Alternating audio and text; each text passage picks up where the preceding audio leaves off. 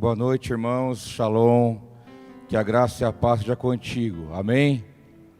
Glória a Deus, estamos aqui mais um culto. Para nós é o segundo, né? Para você ainda é o primeiro. Mas um domingo para nós é especial passarmos aqui na presença de Deus, glorificando, exaltando, compartilhando a palavra, adorando o Senhor. Também quero desejar para você que está cultuando conosco daí pela internet, que Deus venha te abençoar grandemente, onde você estiver agora. E é um prazer, é uma bênção poder estar aqui juntos, tendo o único objetivo de adorar e exaltar o nome do nosso Deus. Eu quero compartilhar com você somente um versículo, então você não precisa abrir a sua Bíblia. É um versículo conhecido de todos vocês, mas a partir desse versículo, nós vamos construir algo que eu creio que o Espírito Santo quer falar comigo e com você nessa noite. Eu vou orar também para que não haja inquietações, porque uma ministração como essa é muito fácil acontecer isso. Inquietações, distrações, celular incomodando e coisas mais. Então a gente vai orar para isso, para que você fique focado, para que você fique concentrado, para que você não distraia com as coisas, para que a palavra possa gerar em você um sentido, gerar em você um entendimento. Nós só desfrutamos daquilo que nós entendemos da palavra de Deus. A informação não produz nada. Nós temos que receber e entender e discernir, e a partir daí ela vai gerar algo em nós. Então é muito mais do que saber algo sobre, mas é você discernir para que gere em nós o entendimento. E isso é pelo Espírito, não é apenas pelos olhos nem pelos ouvidos naturais.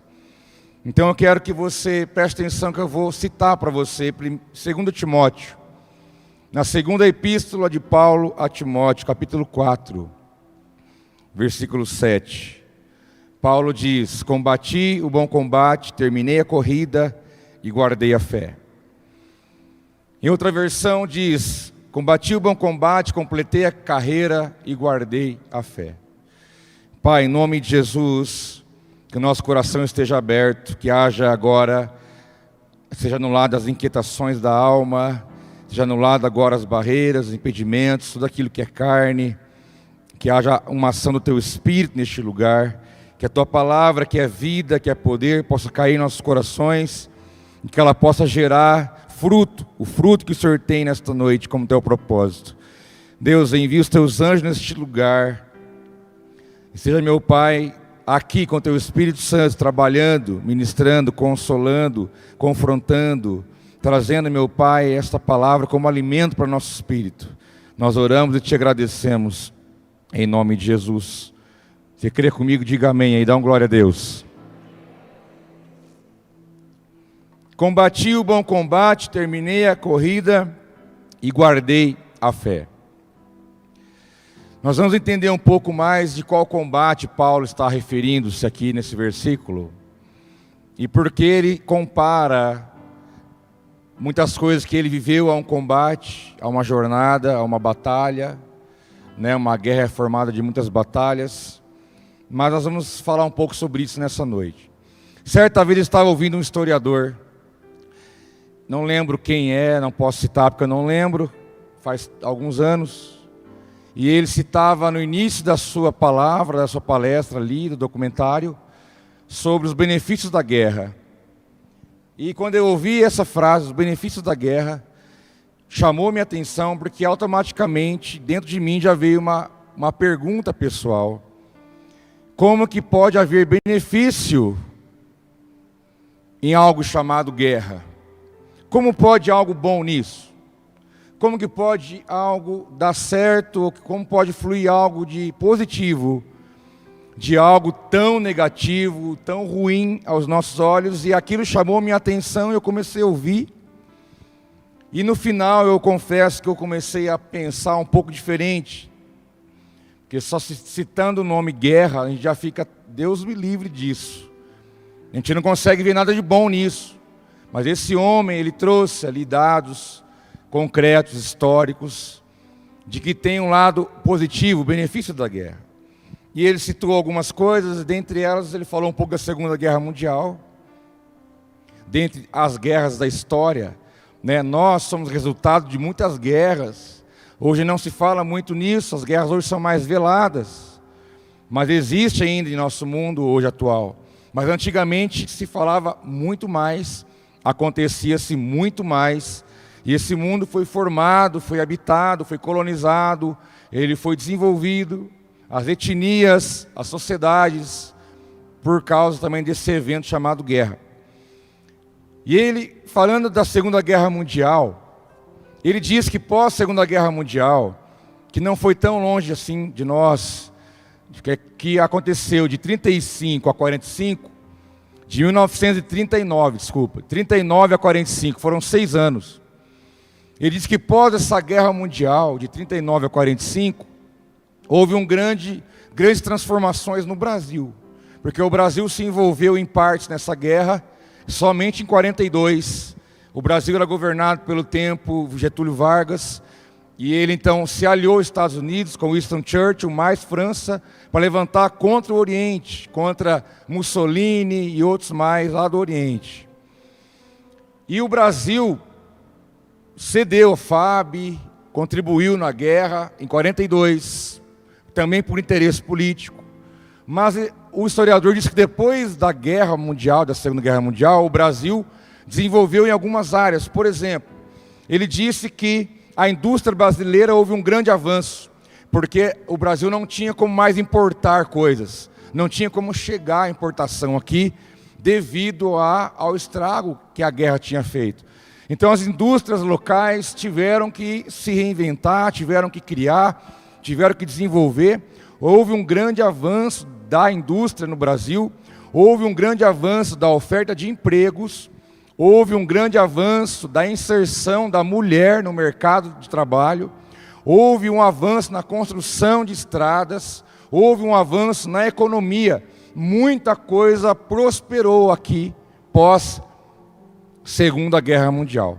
Prova disso foi quando a Volkswagen veio para cá e lançou aqui o Fusca, o carro, um dos mais vendidos do mundo na história.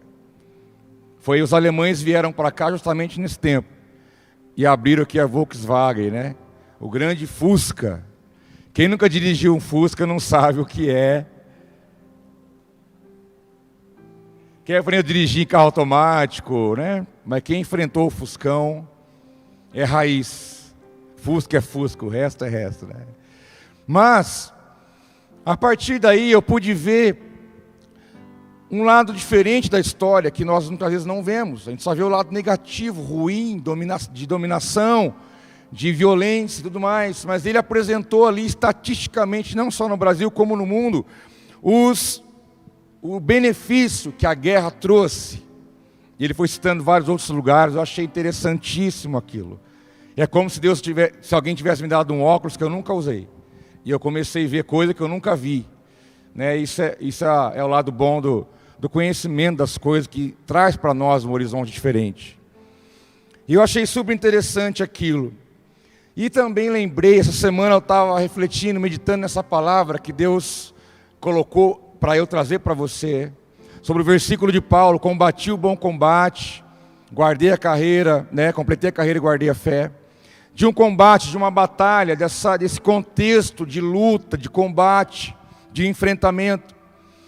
Lembrei também de um professor antigo que eu tive, muitos anos atrás, quando ele falou: Clever, você tem que ler 2 livros, para você ter uma ideia do que é o mundo, do que é a constituição, do que é a formação, a cabeça do homem, do que é o avanço da sociedade no mundo como um todo.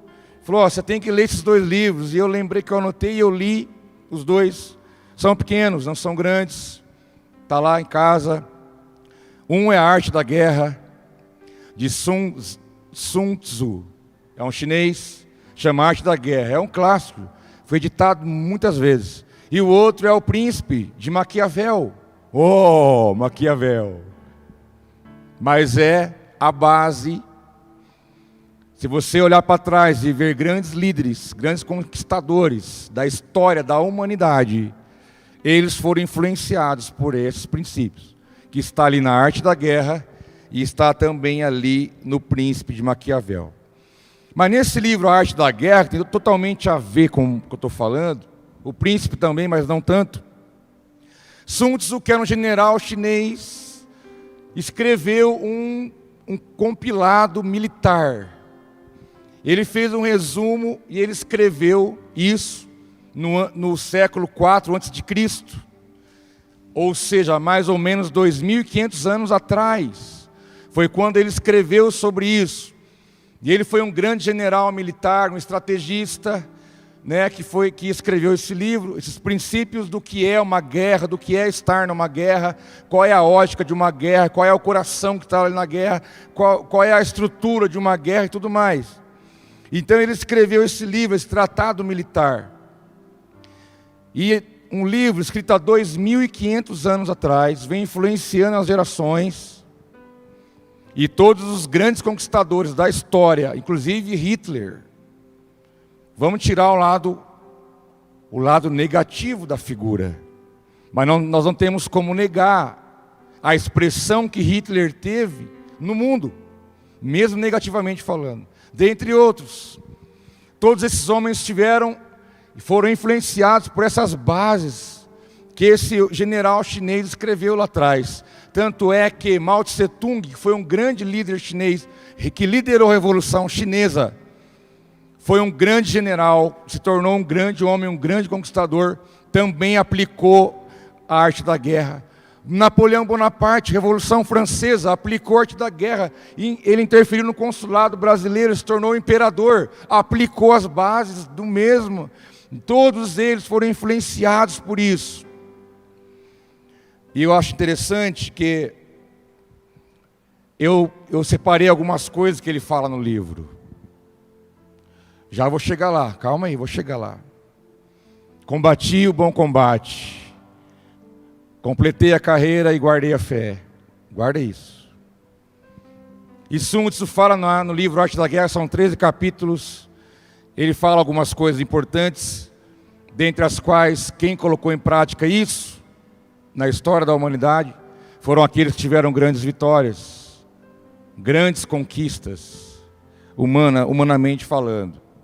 Em primeiro lugar, ele fala do autoconhecimento. Agora eu quero que você se imagine numa guerra, tá? Você está numa guerra. E no contexto de uma guerra, só subsiste quem tem autoconhecimento. Você tem que saber quem é você. Você não pode ter uma ideia equivocada de quem você é. Você tem que ter uma clareza de quem você é. Quem é você? Bem claramente, bem equilibradamente, de maneira muito nítida, você tem que saber quem é você. Em segundo lugar, ele fala que tem que ter um conhecimento do território, conhecimento geográfico. Aonde eu estou pisando, em que contexto histórico eu estou inserido, que lugar que eu vivo, com quem eu convivo, com quem eu converso, qual é o lugar onde eu habito, como que é esse lugar. Conhecimento também da autoliderança. Ele fala que na arte da guerra, quem não tem autoliderança nunca vai vencer nada. Se você não liderar você primeiro, você não vai liderar nada na sua vida, nem o seu tempo, que muitas vezes corre pelas mãos e vai embora. A autoliderança, a habilidade pessoal, aquilo que você tem como disciplina pessoal. Ele fala que na arte da guerra não tem como você conquistar, vencer, se não for por isso. É preciso conhecer as regras, é preciso conhecer como as coisas funcionam, é preciso saber quem é o seu inimigo. Precisamos conhecer o nosso inimigo, precisamos saber como ele pensa, o que ele acha, o que ele faz. Precisamos ter estratégias, precisamos pensar racionalmente, não pôr o coração em tudo, mas usar a cabeça. Precisamos conhecer contra quem e quem estamos lutando. Ele diz que é preciso estar preparado para atacar e para se defender.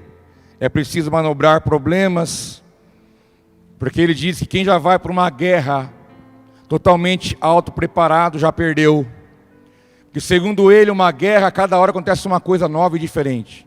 E você tem que ter sempre a habilidade de driblar o problema, a flexibilidade que você tem, de criatividade, possibilidade de fazer do problema uma oportunidade, você sobressai. Então lembre-se, na visão da arte da guerra, todo problema é uma oportunidade disfarçada.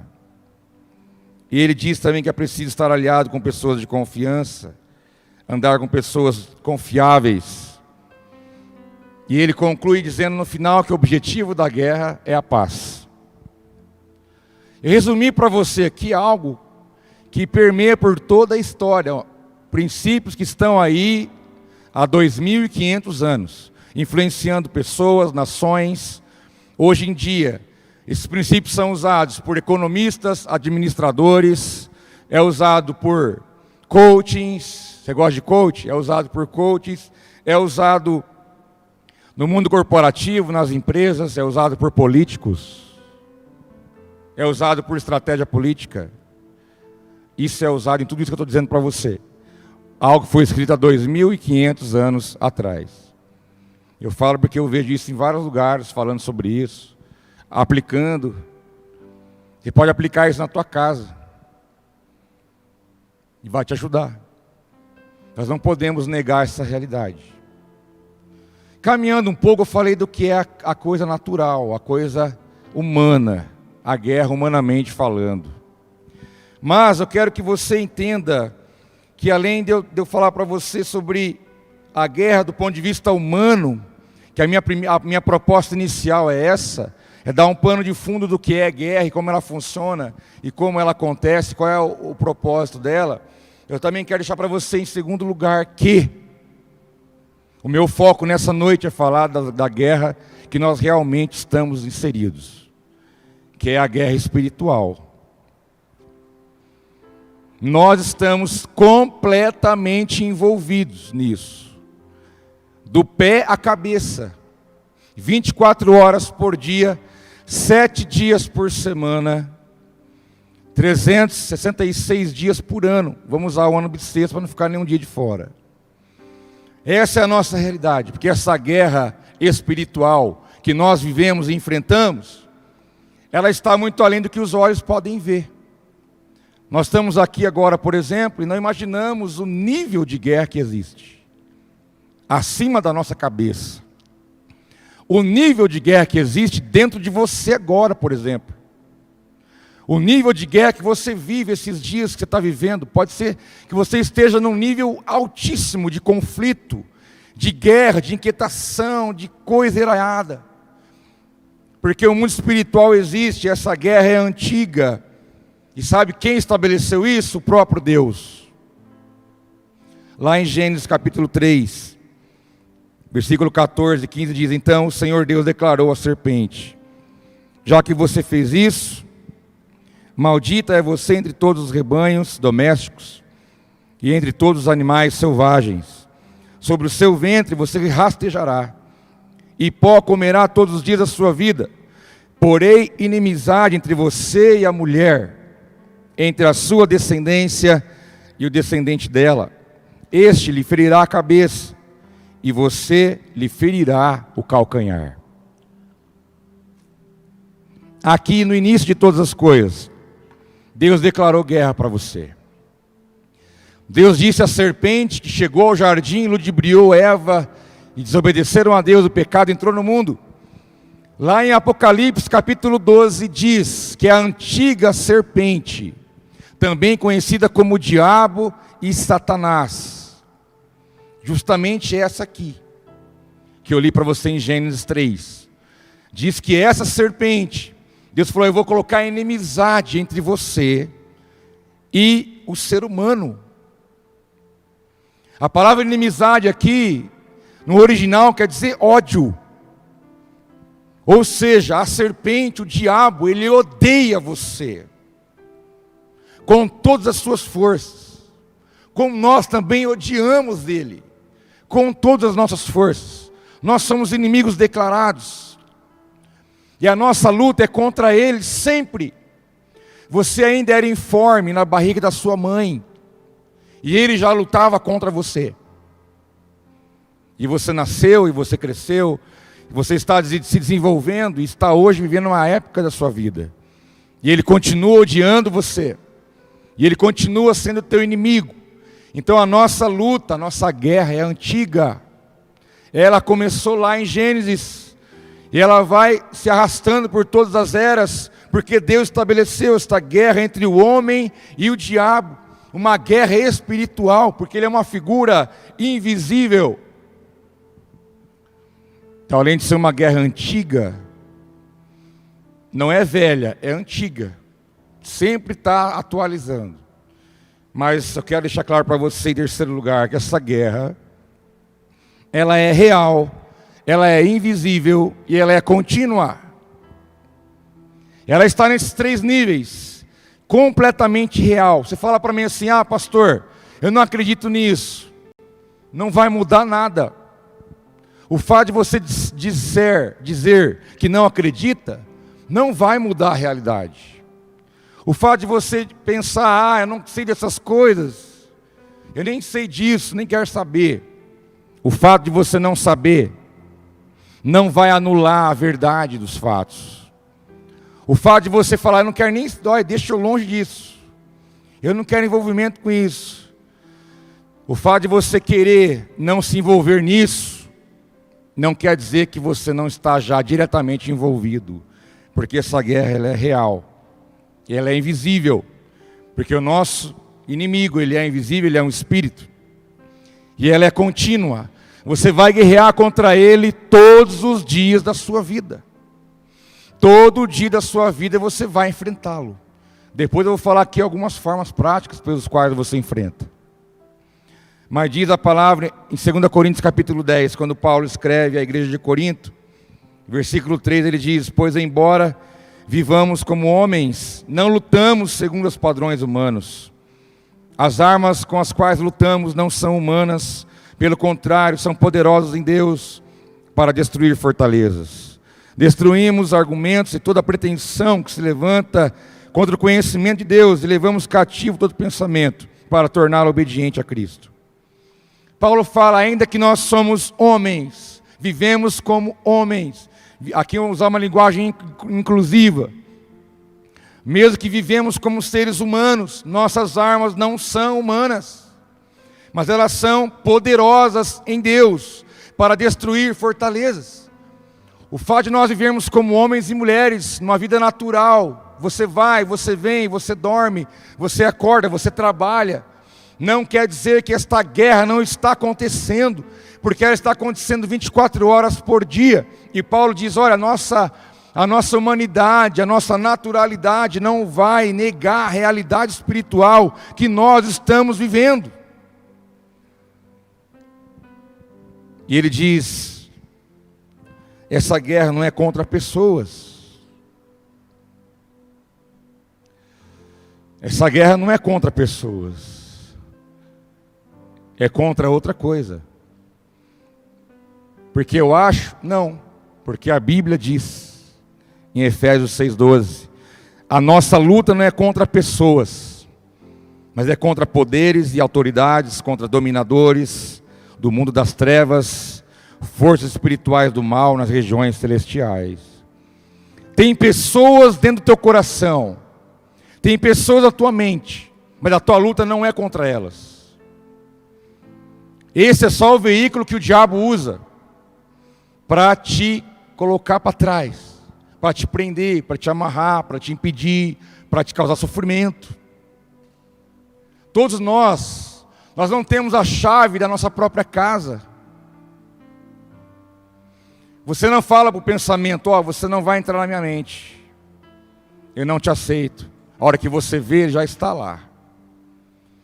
Você não tem como falar para um sentimento, você não vai entrar no meu coração, eu não vou sentir raiva, eu não vou sentir isso ou aquilo. A hora que você vê, já está ali. Você não tem a chave da sua própria casa. E o maligno entra através de sentimentos, pensamentos, fatos, pessoas. E nós corremos o risco de transferir isso para pessoas. E eu começo a achar que é a pessoa, que é o acontecimento, que é o fato, que é não sei o quê. Mas a Bíblia diz para você, a sua luta não é contra pessoas, é contra espíritos que atuam nas regiões celestiais, espíritos milenares que existem desde a fundação do mundo, desde o início, antes do homem ser criado, eles já existiam. E é contra eles, poderes, autoridades, dominadores do mundo das trevas, força espiritual do mal, regiões celestes. A nossa luta é contra isso, meus irmãos. E nós às vezes ficamos aqui nos batendo, achando que o negócio é aqui. É isso, é aquilo, é alguém, é não sei o que, aconteceu. E nós ficamos se batendo aqui, a gente apanha, a gente bate, a gente chora, a gente ri, a gente patina, levanta, cai, fica se cansando, se desgastando, fica dando soco no ar. E como será que Ele está olhando para nós? Pensando, tem que aprender tanto ainda esse. A nossa luta, ela é espiritual. E as nossas armas não são humanas. Então não é o teu conhecimento, não é a tua experiência de vida, não é a tua influência, não é o teu dinheiro, não é o teu canudo, não é a tua força. Não é nada a ver com você. As armas humanas não servem para guerrear nesse nível. Porque essa guerra ela é espiritual. E diz Paulo, olha, as nossas armas são poderosas em Deus. E não é contra pessoas, é contra espíritos malignos. E por que você acha que Deus deixou claro, registrado na palavra, que a nossa luta não é contra pessoas? Porque Ele sabe que os nossos problemas são pessoas. Porque nós só vivemos no meio de gente. Você está em casa é gente, você vai trabalhar é gente, você vem na igreja é gente, você vai no mercado é gente, você vai onde você vai é gente. Logicamente que nosso alvo mais lógico de termos essas dificuldades seriam com pessoas. Então o que o maligno mais usa é isso. Mas eu quero que você entenda por um discernimento que você está no meio de uma guerra muito grande. O bicho está doido. Uma porque ele sabe que o tempo dele está acabando. Você entendeu? O diabo sabe que o tempo dele está acabando. Que Cristo daqui a pouco vai vir. E ele sabe que nós reinaremos com Cristo 1000 anos. E na última batalha ele será vencido e lançado definitivamente no lago de fogo. Ele sabe que o tempo dele está acabando.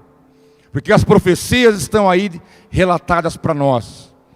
Então ele está desesperado, fazendo tudo que ele pode, guerreando contra nós em primeiro lugar, porque para ele não tem mais jeito, para nós tem jeito. Se você pecar agora, estiver cheio de tranqueira no teu coração, você vai para a presença de Deus, Ele te cura, te sara, te perdoa, te coloca de pé. Você começa de novo, há perdão para você, há misericórdia, há graça. Para ele não tem jeito, ele já está condenado para sempre. Então ele é furioso contra você, por isso ele te odeia. Não tem nada a ver que ele era ministro de louvor no céu. Não existe, tem nada a ver com isso. E então ele fica bravo porque você está louvando a Deus e ele não pode. Não tem nada a ver com isso. É muito mais do que isso.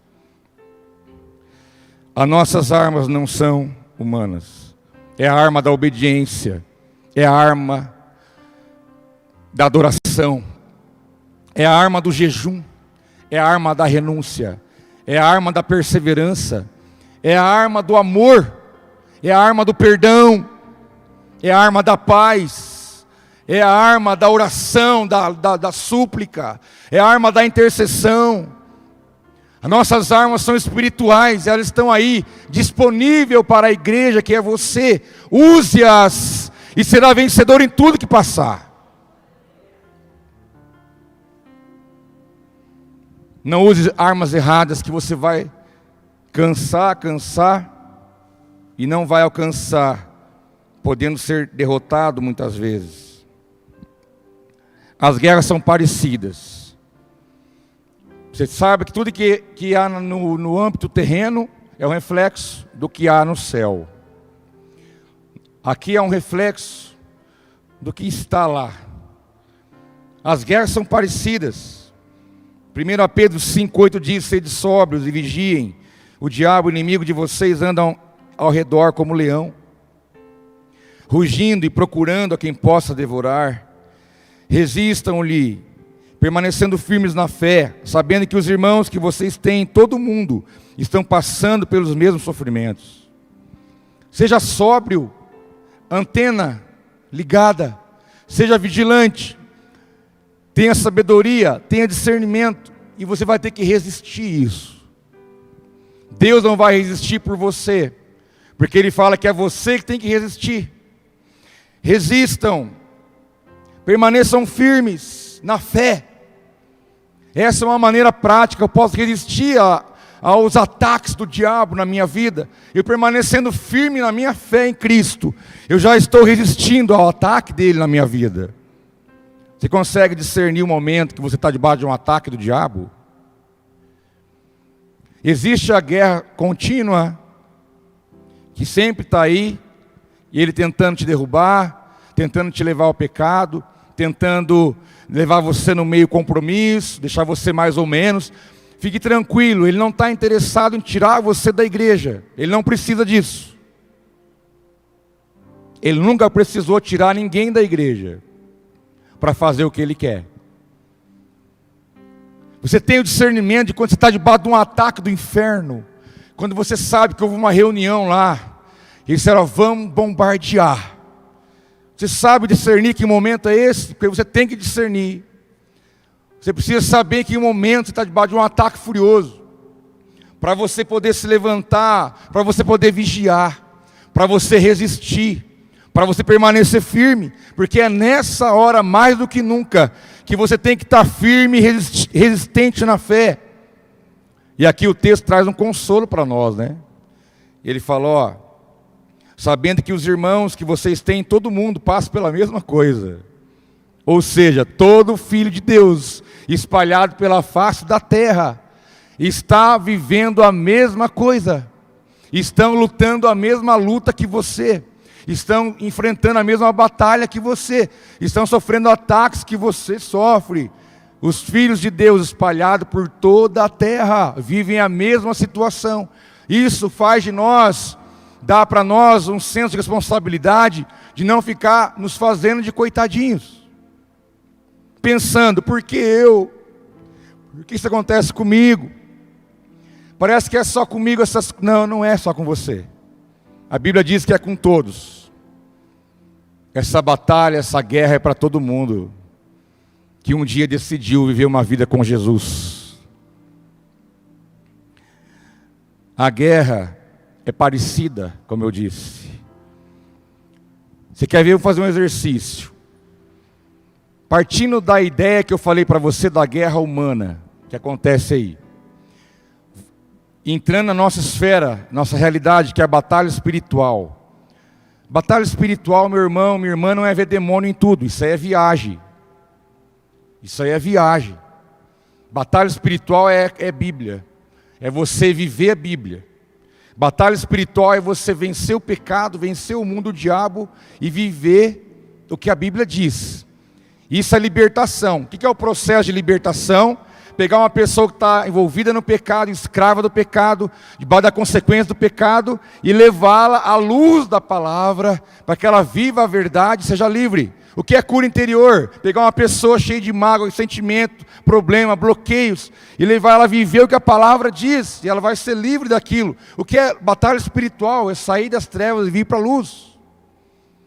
Sair vendo demônio em tudo não tem nada a ver com isso. Mas, baseado na guerra, humanamente falando, vamos fazer um exercício de comparação. Por exemplo, conhecer a si mesmo é importante. Se você está numa guerra espiritual, e você está, você tem que saber quem é você. Qual é o teu limite? Qual é o seu limite? Até onde você tem equilíbrio? Até onde você tem controle? Se você está numa guerra espiritual, o diabo querendo acabar com a tua vida, e você não se conhece, você está correndo um alto risco. Você pode estar andando na beira do penhasco. Agora, se você se conhece, Sai. E é o que eu falo com aqueles que vinham de um mundo de alcoolismo. Falo, filhão, você não pode nem passar na frente de bar. Corta a volta, não é não, Aline? E aí a gente fala sobre isso. Ah, mas eu só vou lá dar um oi para meus amigos. Vai, brinca com fogo, varão. Vai, toma uma tubaína. Hoje você toma tubaína. Briga com a mulher e passa lá para você ver o que vai acontecer.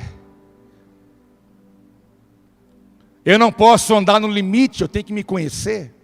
Se eu tenho problema com pornografia, eu não posso ficar conectado em nada sozinho, em algum lugar, onde ninguém está ali, fora de hora, porque é certeza que você vai fazer aquilo de novo, meu filho.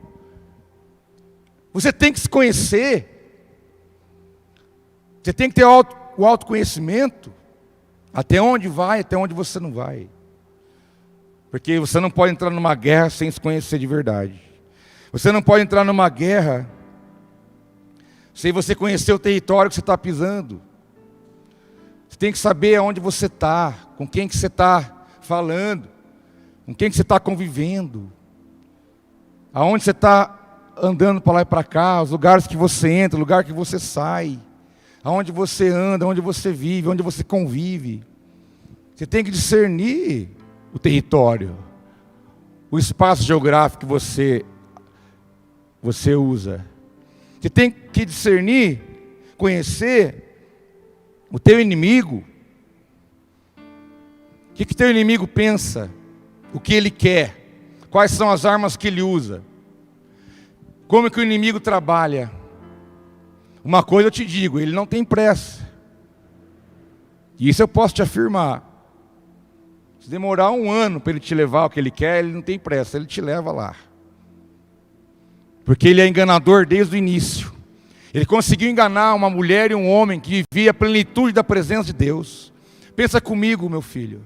Deus vinha ali conversar com eles à tarde, com Adão e Eva. Eles tinham acesso pleno em Deus. Somente eles viveram isso e Jesus viveu isso. Mas ninguém. Somente Adão, o primeiro Adão e o último Adão, Jesus e Adão, foram aqueles que viveram a plenitude da presença de Deus. E essa serpente conseguiu enganar alguém que estava na plenitude da presença de Deus, conversava diretamente com ele, via ele todo dia, era envolvido pela sua santidade, pela sua glória. Então eu preciso conhecer a astúcia desse Satanás, que Deus chama da antiga serpente, que é a mais astuto dos animais. Foi escolhida a dedo. Tem que conhecer as regras, como que o mundo espiritual funciona. Entendeu? Você vive brigando com a mulher, com a tua esposa, e você vai lá querer orar, falar com Deus. Esquece, camarada. Esquece. O mundo espiritual tem regras, tem princípios, não podem ser quebrados. Tem pessoa que não honra Deus em nada, não é um ofertante, não é um dizimista de coração, fala, Deus me prospera, Deus me prospera. Eu falo, eu não posso fazer isso, cara, porque você não vive o princípio. Existem regras. Vai pedir perdão para tua mulher, depois você vem falar comigo. Vai acertar com teu filho, depois você vem falar comigo. Vai pedir perdão para aquele que você tratou mal aquele dia, depois você vem falar comigo. Vai tirar a mágoa do teu coração, que se você não perdoar o próximo, eu também não vou te perdoar. Assim diz o Senhor. Porque a palavra diz isso. Perdoa as minhas dívidas, assim como eu perdoo os meus devedores. Eu preciso conhecer as regras, que no caso eu quero chamar de princípios. Como as coisas funcionam.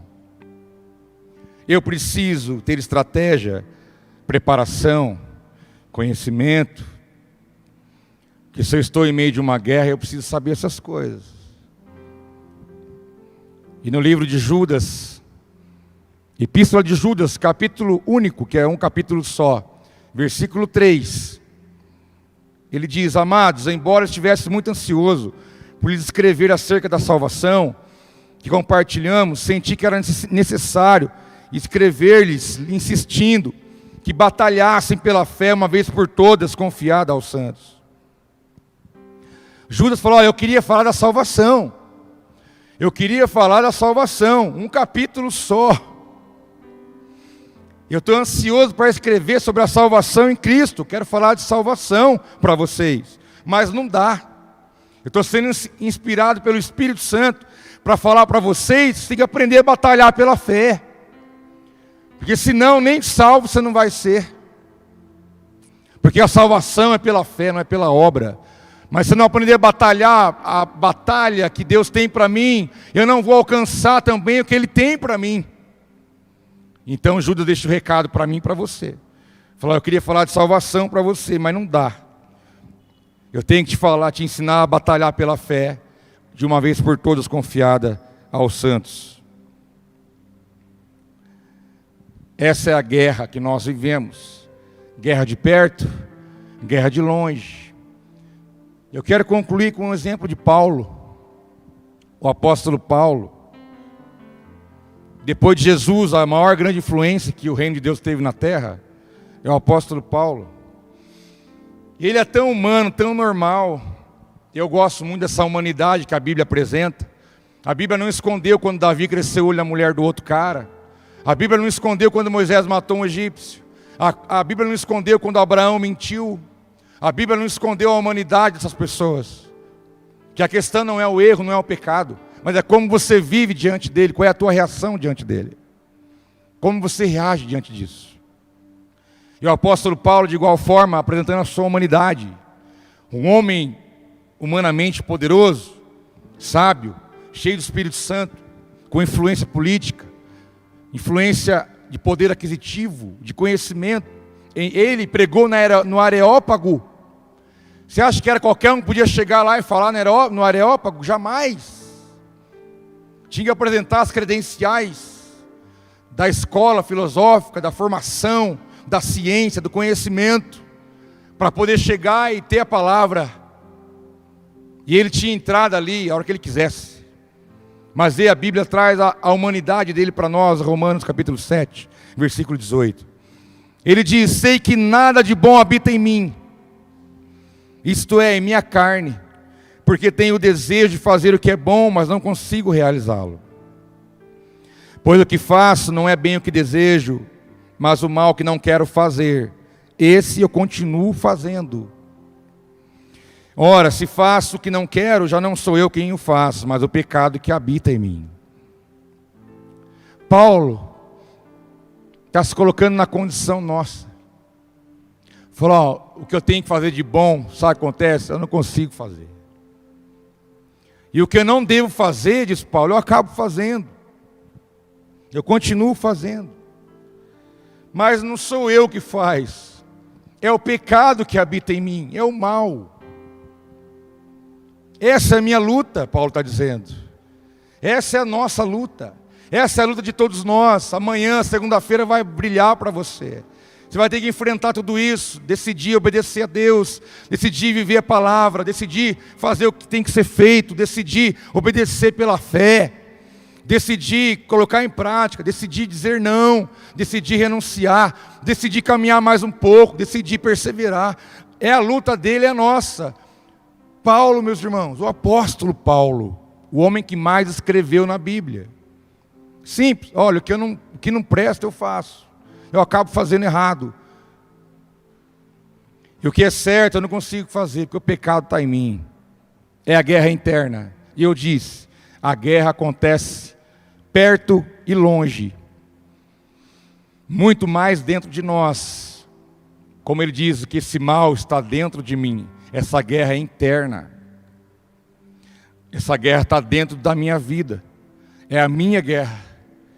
É a guerra da mente, porque nossa luta é contra o mundo, a carne e o diabo. Nós temos guerras externas, mas a maior guerra que nós enfrentamos na vida é a guerra interna. É a da mente, do coração, aquilo que está dentro de nós. Mas Paulo diz, no íntimo, pois no íntimo do meu ser eu tenho prazer na lei de Deus. Ele conclui dizendo: olha, eu não consigo fazer, mas pela graça de Deus, eu consigo. Não tem a ver com você. Você não vai acertar porque você é bonzinho.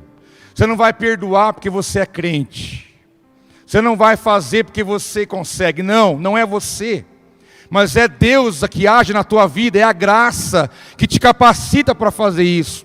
É a graça que te dá condição de não fazer o errado e fazer o certo. A santidade é um padrão comportamental.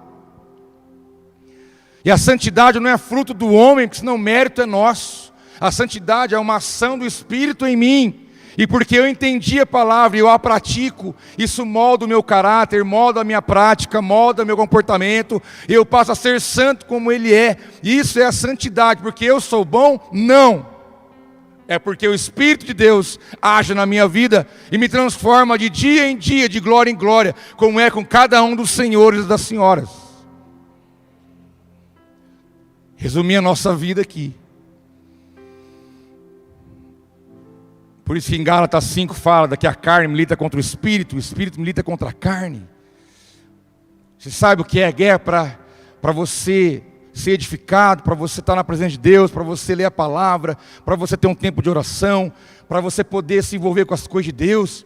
Parece que outras coisas são mais envolventes, mais atraentes, mais fácil, e as coisas de Deus muitas vezes é uma luta, e é mesmo. Porque a carne milita contra o Espírito. A nossa luta aqui por todos os dias é entre aquilo que Deus quer para nós e aquilo que a nossa carne e o pecado e o mundo nos convida. Lembra que eu falei no início? O que é a guerra? É o conflito entre dois interesses. De manhã eu falei, agora à noite eu não falei. Mas a guerra é o conflito entre dois lados, movidos por interesses individuais, entre homens, países, instituições e assim por diante. E a nossa luta aqui sempre é essa, entre o que Deus quer para mim e para você, e aquilo que você quer também é uma luta contra a guerra. A sua guerra pode ser você querer o seu jeito, as suas coisas, do seu modo, e Deus dizendo não, é do meu. Você vai lutar a vida inteira e vai perder.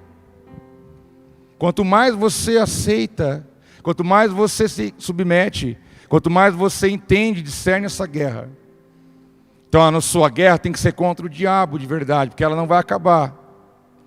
Mas que você não venha sofrer pelas guerras que você carrega dentro de si. Você não precisa continuar carregando isso. Você pode ser livre disso. E ter uma vida mais feliz e mais tranquila.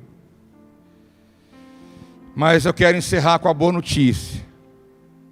Para a gente orar junto e ir para casa debaixo da bênção de Deus, amém? A boa notícia é que esse final já está declarado. A boa notícia é que já está garantido para você. A boa notícia é que há um alívio, um descanso, um refrigério da parte de Deus para nós. Quando diz na Epístola de João, capítulo 5, versículo 4, o que é nascido de Deus vence o mundo. E esta é a vitória que vence o mundo, a nossa fé. Quem é que vence o mundo, diz o texto? Somente aquele que crê que Jesus é o Filho de Deus. Dá uma glória a Deus aí, irmão. Quem é aquele que vence o mundo? É aquele que crê e sabe quem Jesus é. Diz a palavra, quem é nascido de Deus vence o mundo.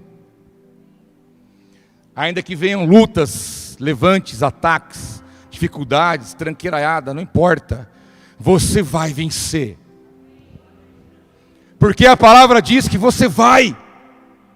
E contra a palavra de Deus não tem argumento. Contra um fato não tem argumento. Ela diz que quem é nascido de Deus vence o mundo. E esta é a vitória. Esta é a vitória, a nossa fé. Aquele que crê em Jesus é esse que vai vencer. E você é um vencedor em nome de Jesus. O maligno não vai se andar aqui não. Como foi citado aqui na sexta-feira, no bate-papo das mulheres aqui, eu escutei de novo, aquelas histórias, e a ideia realmente era essa, passar um testemunho de superação de causas humanamente impossíveis. Que se qualquer um de nós tivesse passado o que elas passaram, que você não viu, depois você vê no YouTube. Não tem outra explicação a não ser Deus está nisso. Porque humanamente falando, qualquer um pira. Pira, por muito menos pira. Não aguenta. Não aguenta. É impossível. Eu vejo nisso a graça de Deus. Existem aqui centenas de histórias de superação. Você tem as suas histórias de superação. Algumas vieram aqui falar, mas todos nós temos alguma história de superação. Nesse quesito não há comparações. Não existe comparação de sofrimento. Se eu não tiver um dedinho, eu não vou me consolar de saber que alguém não tem um pé. Não existe comparação de sofrimento. Não existe comparação de lutas e tribulações. Cada um tem a sua. E cada um sabe o que passa. Mas nessa superação da vida, eu posso ver que é a graça de Deus que sustenta um homem e uma mulher. Porque não tem outro jeito. A luta é grande, meu filho. Você leva burdoada de muitos lados, mas Deus nos dá a vitória em Cristo Jesus. Por isso estamos aqui até hoje, firme e forte pela graça de Deus, e assim continuaremos até o fim. Quantas vezes, quando eu pegava meu violãozinho, está lá ainda guardado, viu, Marcelo? Se o Ministério de Louvor deixar eu participar um dia aí. Quantas vezes peguei meu violãozinho, chorando no quarto, muitas vezes. Não tinha nem letra de música, mas Deus sabia o que estava fazendo ali. Quantos momentos você também não falou com Deus chorando, com dificuldades?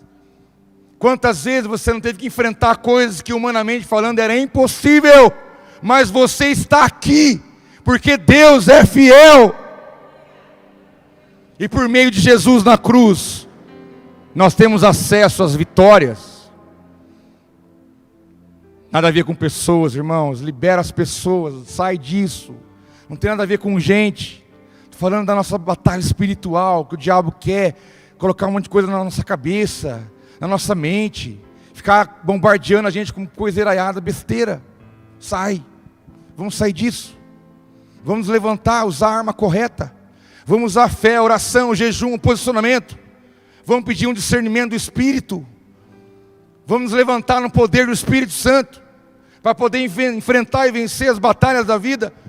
Mas como eu disse, na sexta-feira foi citado um versículo no final, e eu quero usá-lo aqui também, Romanos 8,37, que diz: mas em todas estas coisas, nós somos mais do que vencedores por meio daquele que nos amou. Diz a palavra que em todas essas coisas, todas essas que já foram, todas as que virão, nós não somos vencedores, nós somos mais do que vencedores por meio de Jesus, porque é Ele que nos amou e nos ama incondicionalmente. Em todas as coisas. A Bíblia não diz algumas coisas, mas diz todas as coisas. Desde que você enfrente a guerra da maneira certa. Você vai ser vencedor, mais do que vencedor em todas as coisas. A vitória é nossa, irmão. Isso não é frase de jargão e nem frase de efeito para você, não. Isso é Bíblia. Eu não estou querendo animar você, não. Estou te falando a verdade. A Bíblia diz que a vitória é nossa. Já diz o cantor, não lembro quem que é. A vitória é nossa, é do povo de Deus. Lembra? É uma música antiga. Você lembra, Marcelo? Você que é dinossauro das músicas aí. Porque a vitória é nossa, é do povo de Deus. Lembrei essa. Quem lembra? Tá com... E é verdade. Porque a Bíblia diz isso.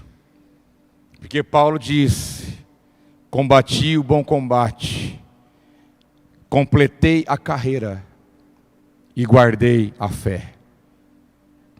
Ele disse que combate não é ruim, não. Combate é bom. O bom combate. Porque na guerra espiritual também tem seus benefícios. O benefício da maturidade. o benefício do aprendizado, o benefício que Deus mata a sua carne.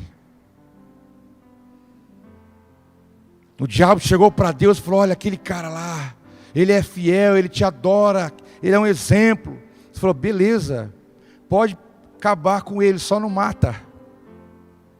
Vai, fala o que você quiser, só não mata ele. As batalhas servem para tratar a nossa vida, porque no final da batalha de Jó, falou: olha, Senhor, eu te conhecia de ouvir falar, mas agora os meus olhos te veem.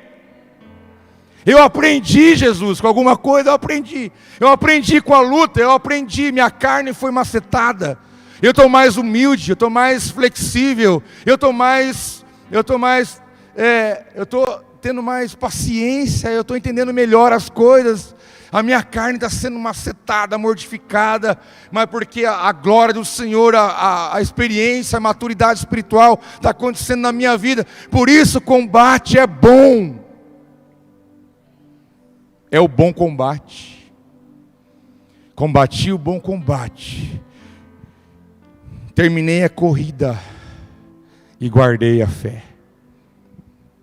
Que toda a guerra acontece por uma recompensa. Quem luta, luta por alguma coisa.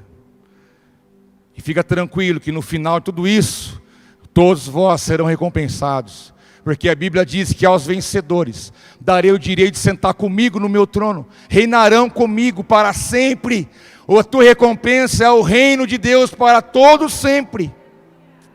Aos vencedores darei a coroa da glória, a coroa da vida. Aos vencedores. Você está lutando não é à toa não, você está lutando por um objetivo, e a recompensa virá sobre nós. Quando Paulo estava em Roma, preso, ficou preso várias vezes, chegaram para buscar, e eu imagino a cena, aquele homem, sofrido, numa cela escura, tem até o filme lá do apóstolo Paulo, que narra esse momento, e aí vieram, ele já sabia que seria decapitado, e imagina o coração dele, se fosse você no lugar de Paulo. Os caras chegaram, falou: agora,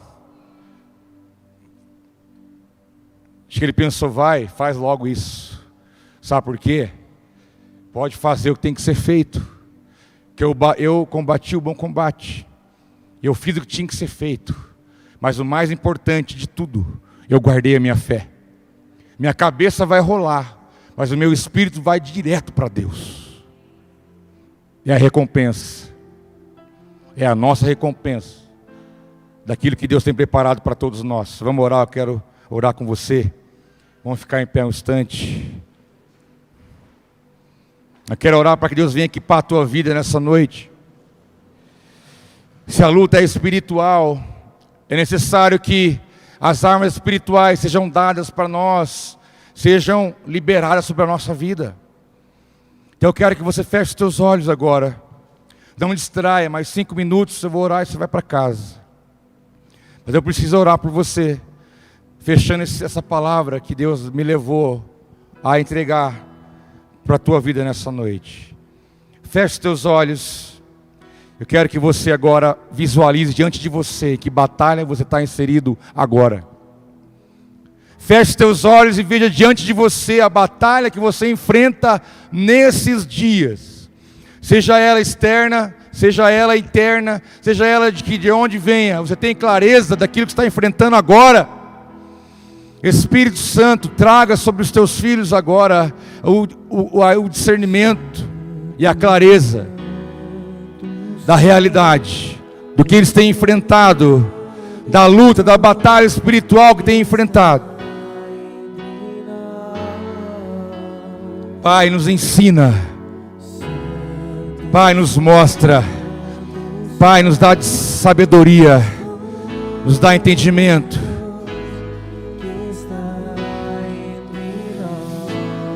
É um dia de posicionamento diante de Deus nessa noite. Deus poderoso está entre nós. Santo, santo. É bom que você veja porque é isso aí que você vai vencer em nome de Jesus. É isso que você vai vencer em nome de Jesus. Enquanto você adora, Deus vai ministrando teu coração e tua mente nessa noite. Declare que Ele é santo, aleluia. Santo, santo, santo, Deus poderoso, que está entre nós.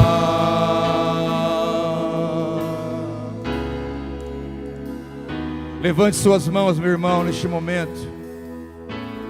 Levante suas mãos em sinal de rendição, em sinal de que você está rendido, que você reconhece que não tem condição, que você não tem força, que você não tem arma humana para enfrentar tudo isso, mas reconhece que do céu é o que vem, o que você precisa, porque a palavra diz que o homem não pode receber nada se do céu não for dado. Então eu quero orar para que o Espírito Santo venha equipar você com as armas que você precisa. Continue com seus olhos fechados, para que você não distraia com as coisas. Sabe por que Jesus falou assim certa vez para a igreja: eis que vos dou autoridade para pisar serpentes, escorpiões, para expulsar demônios, para curar enfermos, para vocês serem vitoriosos contra tudo e qualquer coisa que se levantar contra as suas vidas. Nenhum ataque, nada é maior do que o poder de Deus, porque as portas do inferno não prevalecerão contra a igreja.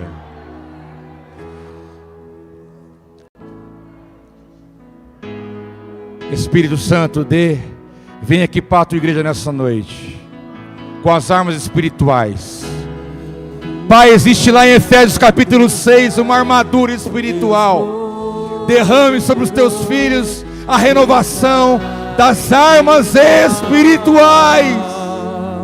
Renova, renova, em nome de Jesus. Seja renovado nessa noite, em nome de Jesus. Seja renovado nessa noite, em nome de Jesus, em nome de Jesus, em nome de Jesus, em nome de Jesus, em nome de Jesus, em nome de Jesus, em nome de Jesus, em nome de Jesus.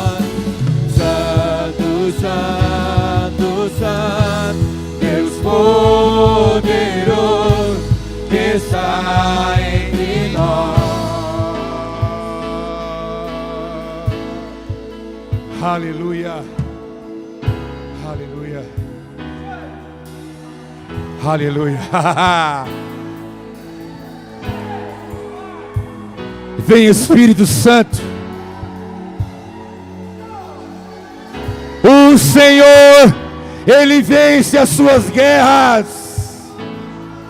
O Senhor vence as suas guerras. Nada está perdido. O Senhor vence as suas guerras. Cheio. O jugo será despedaçado pelo poder da unção. Assim diz a palavra do Senhor. Aleluia. Você que está em casa, receba as armas espirituais aí onde você está. Em nome de Jesus. Em nome de Jesus. Combati o bom combate, completei a carreira e guardei a fé. Só os vencedores aqui em Cristo Jesus, somente os vencedores. Dê um aplauso bem forte de gratidão e exalte o nome do Senhor, porque em todas as coisas somos mais do que vencedores por meio daquele que nos amou. Aleluia, aleluia, aleluia, louvado seja Deus. Pai, nós te exaltamos, te glorificamos. Obrigado por este tempo precioso na tua casa. Abençoe aqueles que estão agora distantes do lugar, mas ligados pelo mesmo Espírito. Que a tua bênção alcance todos que estão agora cultuando conosco, como também aqueles que verão essa palavra depois. Em nome de Jesus, guarda-nos do mal, nos dê a paz, nos dá o sono tranquilo do justo. Pai, tira de nós as guerras internas, nos dá a liberdade, pois para a liberdade que o Senhor nos chamou. Pai, em nome de Jesus, que tenhamos uma semana abençoada, cheia de paz, de alegria, de provisão. Guarda-nos do mal, da enfermidade, nos livra e nos dê a paz. Nós oramos e te agradecemos em nome de Jesus, Senhor. Aleluia, glória a Deus. Sintam-se abraçados todos vocês, todos. Shalom sobre a sua vida. Boa noite, que Deus os abençoe, em nome de Jesus.